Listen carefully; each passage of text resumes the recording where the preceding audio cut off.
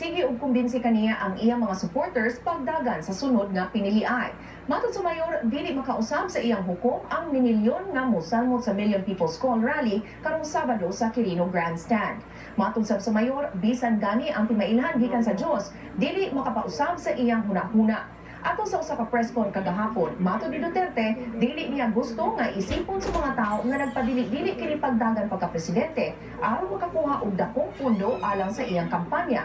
Matod sa mayor, plano na niya nga moretiro sunod tuig kung musubot ang iyang anak nga si Sara Duterte Carpio nga mudagan pagka-mayor.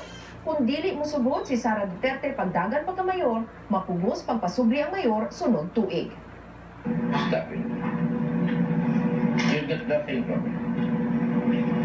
Remember, in the worst case scenario is I'll be forced to find my certificate from the deceased mayor.